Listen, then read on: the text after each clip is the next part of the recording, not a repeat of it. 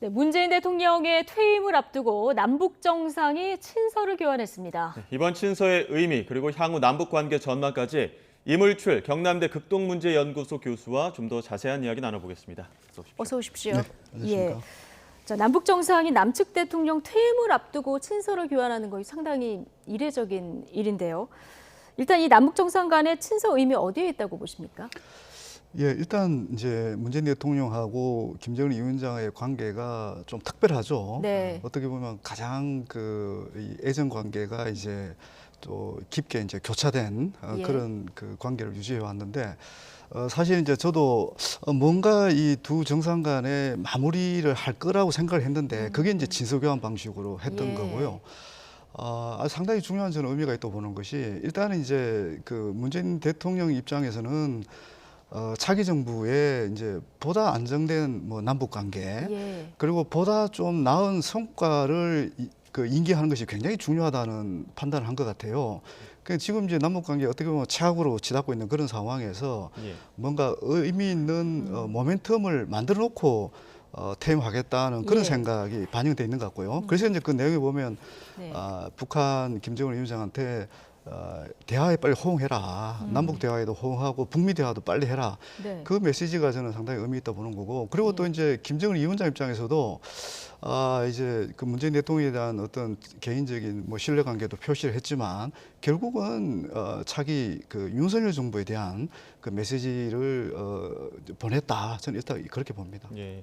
이 공개된 경로를 보게 되면 문재인 대통령이 그저 친서를 보냈고 그리고 김정은 위원장이 이튿날 화답 친서를 보냈습니다. 이 과정들이 대외 매체를 통해 공개됐는데 이것도 의미가 있는 겁니까? 이건 뭐 좀 더 지켜봐야 되는데 어떻든 신속하게 그 친서 내용을 공개한 것은 예. 뭐 나름대로 또 의미가 있다 저도 그렇게 보는데 사실 이제 그 북한 주민들에게 보내는 메시지와 관련해서는 지금 그동안 계속 이제 남한 정부를 지금 비난해 왔고 또 이제 군사 도발도 계속 해온 상황에서 갑자기 또 정상 간의 친서를 공개해서 남북 관계 개선에 대한 또 이 불필요한 어떤 오해, 뭐 메시지 이를 보내는 것에 대한 부담이 있을 거예요. 기본적으로 지금 남북 관계가 개선되기 어렵다. 그래서 우리는 우리 내부적인 힘에만 의존할 수밖에 없고 그 내부적 힘의 중요한 원천이 결국은 국방 건설이다. 이렇게 이제 북한은 보고 있는 거예요. 그걸 주민들한테 계속 지금 이렇게 의식화하고 있는 그런 상황에서 또 갑자기 또 친서를 교환해서 네. 남북 관계가 좀 달라질 수 있다. 이런 불필요한 희망을 줄 필요가 있을까? 이런 판단을 했을 가능성도 있다고 봅니다. 그렇군요. 근데 어쨌든 크게 보면은 문재인 대통령이 차기 정부에 보다 안정적인 남북 관계를 인계하는 것이 중요하다 이런 생각을 했을 수 있다 말씀을 해주셨는데 최근에 북한의 7차 핵실험 가능성까지 좀 거론되고 있는 이런 상황이라서요. 이걸 좀 관리하자 이런 속도도 좀 담겨 있었을까요? 예, 아주 중요한 저는 지적이라고 봅니다. 사실 이제 뭐 이 친서 때문에 북한이 7차 핵실험을 안 할 거라고 보지는 않습니다, 솔직히. 예. 왜냐하면 이 북한은 기본적으로 이 미국을 겨냥해서 이 그 군사력을 강화하는 그런 측면도 있고 또 실제로 이제 그 자기들도 뭔가 이 국면을 전환할 수 있는 모멘텀이 만들어지기를 굉장히 원하고 있는 것 같은데 이제 미국의 대응도 그렇고 우리의 대응도 그렇고 북한의 어떤 군사력 도발을 억제하는데 모든 것을 지금 초점을 맞추고 있잖아요, 예. 그죠? 그러니까 이제 북한 입장에서도 뭔가 우리도 대화를 원한다. 물론 이제 이게 조건이 있는 대화겠죠. 그게 이제 바로 자신들을 적대시하는 그런 정책을 뭐 완화하거나 철회해라. 뭐 그러면서 이제 한미 군사훈련을 계속 얘기했던 거죠. 어떻든 이 대화를 이제 얘기했다는 것 자체가 저는 상당히 이제 의미가 있다고 보는 건데 그렇다고 뭐 북한이 지금까지 추진해왔던 이 군사력 강화 움직임이 뭐 약화되거나 뭐 속도 조절될 가능성은 일단 저는 없다고 봅니다. 예. 그게 뭔가하면 이 이제 차기 정부가 후속 조치 또 후속적으로 이 친서 후에 어떤 또 반응을 보여주고 예. 뭐 이런 어떤 내용들을 봐가면서 이제 북한이 뭐 군사력 어떤 시위에 뭐 수위 조절을 할 수는 있겠다 이런 일단 그럼 생각합니다. 차기 정부의 공식적인 어떤 메시지 나오기 전에 이 차기 정부를 향한 메시지를 내겠다 이런 뜻도 좀 담겨 있다고 봐야 되겠죠. 예, 오늘 이제 친서 내용을 보면 사실 네. 이제 제가 보니까 가장 좀 주목할 내용이 이런 것 같습니다.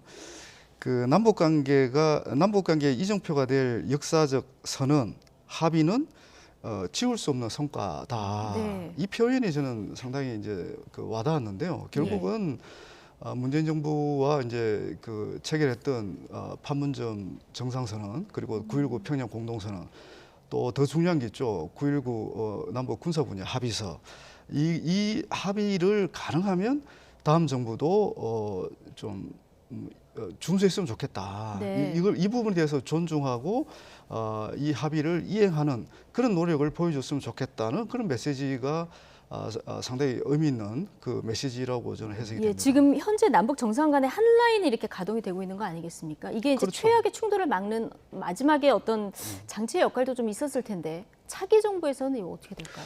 그러니까요. 이게 이제 남북 관계가 사실은 이제 겉으로 보기에는 최악의 상황으로 나아가고 있지만 결국은 이런 그 한라인 같은 소통 채널이 굉장히 중요하잖아요. 그러니까 문재인 정부는 적어도 서로 이제 군사적으로 대치하고 긴장이 고조되었지만 정상 간의 한라인이 유지되어 왔다는 것을 이제 오늘 친서교환을 통해서 입증해 줬다고 저는 보는 거고 예.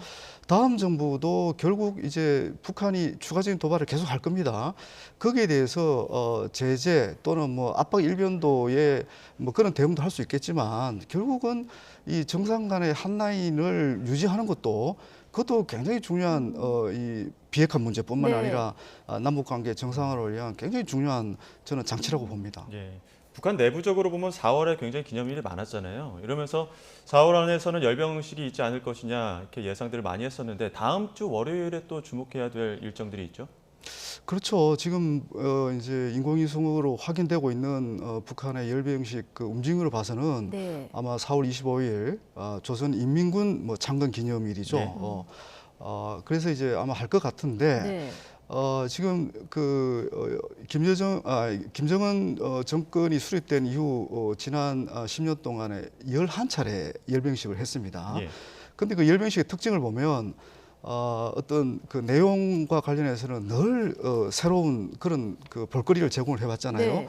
그래서 이번에도 열병식을 하지만 물론 이제 우리가 주목하는 부분이 어떤 또 신무기를 보여주느냐 뭐 이런 네. 것도 있고 또 김정은 위원장이 또 연설을 해서 어떤 내용의 어떤 메시지를 보내냐 이런 것도 주목해야 될 부분이지만 또 지금 김정은 위원장의 어떤 리더십이라든지 또 여러 가지 행사를 치르는 그런 방식을 보면 네. 뭔가 또 상당히 또 우리가 새롭게 또 북한의 군사적 위협을 어떤 그 또 발견할 수 있는 또 평가할 수 있는 그런 예. 부분이 또 저는 제시될 가능성이 있다. 우선 그렇게 봅니다. 예. 한 번도 같은 방식으로 지금 반복하지 않거든요. 계속 새로운 어떤 형식의 어떤 뭐 심야에 했다가 그렇죠. 예, 뭐 다양한 네. 그러니까 이제 이 열병식도 너무 이제 고리타분하고 또 진부한 방식으로 반복을 하면 이 효과가 떨어진다는 것을 네. 이 사람들이 잘 알고 있는 거예요. 그래서 이제 밤중에 하고 또 네. LED 조명을 통해서 예. 또 선전 효과를 또 극대화하는 모습도 보여주고 네. 또 신형 무기들도 그냥 보여주는 게 아니에요.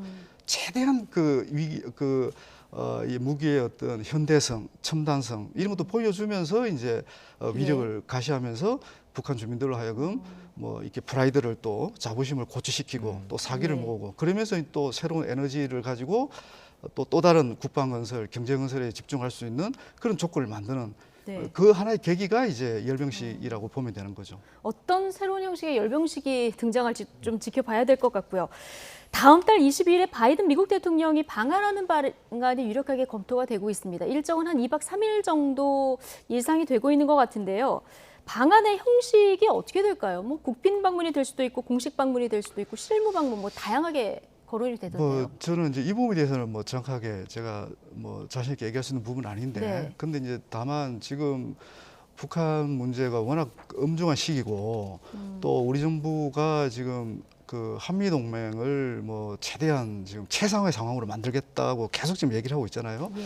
그런 맥락에서는 이제 최상의 예우를 하는 그런 방식이 진행이 되겠죠. 뭐 국빈 그 방문 네. 형식을 띌 거라고 저는 보여지는데, 근데 이제 결국 이제 이번 한미 정상회담을 제가 가장 주목하는 부분은 결국 북한의 위협을 어떻게 이제 효과적으로 억제하느냐. 그게 이제 확장 억제 전략이라고 얘기를 하는데 결국 북한이 이제 그 핵 공격을 했을 경우 한미가 이제 전략 자산을 어떻게 동원해서 북한의 그런 이제 군사 도발 의지를 뭐 사전에도 꺾고 또 네. 실제로도 이제 위협을 가해서 어떤 그런 강력한 응징 의지를 보여주고 이래서 북한의 이제 추가 도발을 막겠다. 뭐 이런 여러 가지 의미가 있는 것 같아요. 근데 이제 과거의 사례를 보면 이런 그 전략 자산 동원이 결국 북한으로 하여금 극에 상응하는 새로운 전략 무기를 만드는 하나의 또 계기가 되었거든요. 하는 그런 부분도 참고해야 될 것 같습니다. 알겠습니다. 여기까지 듣겠습니다. 이물출 경남대 극동문제연구소 교수와 이야기 나눠봤습니다. 고맙습니다. 네.